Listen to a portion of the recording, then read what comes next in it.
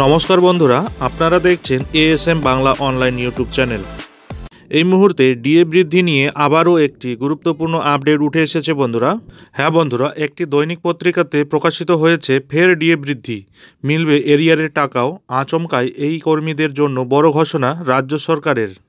বন্ধুরা, সম্পূর্ণ বিষয়টি আলোচনা করব এই ভিডিওর মাধ্যমে, তাই ভিডিওটি স্কিপ না করে শুরু থেকে শেষ পর্যন্ত অবশ্যই দেখুন এবং চ্যানেলে নতুন হলে চ্যানেলটিকে সাবস্ক্রাইব করে বেল আইকনটি বাজিয়ে অল নোটিফিকেশন অন করে দিন। বন্ধুরা, ওই দৈনিক পত্রিকাতে প্রকাশিত হয়েছে 2024 সাল শুরু হতেই ফের একবার ভালো রকমের টাকার মুখ দেখতে চলেছেন রাজ্য সরকারি কর্মচারীরা। কারণ রাজ্য সরকার আবারও একবার ডিএ বা মহার্ঘ ভাতা বাড়ানোর সিদ্ধান্ত নিয়েছেন। ইতিমধ্যে এই মর্মে একটি বিজ্ঞপ্তি অবধি জারি করা হয়ে গিয়েছে সরকারের তরফে, যে কারণে বেজায় খুশি সরকারি কর্মচারীরা। বন্ধুরা, রাজ্য সরকারি কর্মচারীদের এই বেতন বেড়েছে পঞ্চম বেতন কমিশনের আওতায়। এক ধাক্কায় এবার আরও 15% মহার্ঘ ভাতা বাড়ানোর ঘোষণা করা হয়েছে রাজ্য সরকারের তরফে। শুধুমাত্র তাই নয়, ডিআর ও ডিআরনেস রিলিফ অবধি বাড়িয়ে দেওয়া হয়েছে যারা পেনশন পান তাদের। এহেন ঘোষণায় খুশির হাওয়া বইছে সরকারি কর্মচারীদের মধ্যে। সম্প্রতি রাজ্য সরকারের তরফে জানানো হয়েছে, রাজ্য সরকারি কর্মচারীরা 2023 সালের 1 জুলাই থেকে 427% হারে ডিএ পাবেন।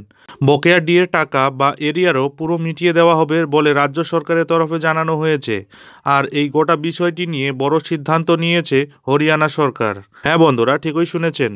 বর্তমান সময়ে সপ্তম বেতন কমিশনের আওতায় 46% হারে ডিএ পান রাজ্য সরকারি কর্মচারীরা। অন্যদিকে ষষ্ঠ বেতন কমিশনের আওতাভুক্ত রাজ্য সরকারি কর্মচারীরা 230% হারে ডিএ পাচ্ছেন। যদিও রাজ্য সরকারের এক সিদ্ধান্তের কারণে এবার পঞ্চম বেতন কমিশনের আওতাভুক্ত রাজ্য সরকারি কর্মচারীরাও জুলাই থেকেই বর্ধিত ডিএ পাবেন। এদিকে অনেকেই ভেবেছিলেন যে রাজ্য সরকারের কৃপায় হয়তো সকলেরই ডিএ বাড়বে, কিন্তু হরিয়ানা সরকারের অর্থ দপ্তরের তরফে বিজ্ঞপ্তি জারি করে সাফ জানিয়ে দেওয়া হয়েছে, সবার নয়, শুধুমাত্র যে রাজ্য সরকারি কর্মচারীরা এখনও পঞ্চম বেতন কমিশনের আওতায় বেতন পেয়ে থাকেন, শুধু তাদেরই ডিএ বাড়ানো হচ্ছে আগামী দিনে।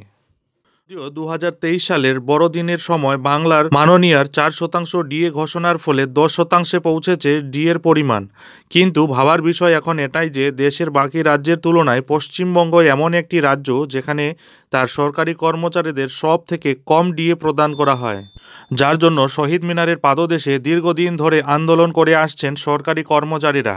যাই হোক বন্ধুরা, এই ভিডিওটি এখন এখানেই শেষ করছি। ভিডিওটি ভালো লাগলে ভিডিওতে অতি অবশ্যই একটি লাইক দেবেন এবং বন্ধুদের সাথে শেয়ার করে দেবেন।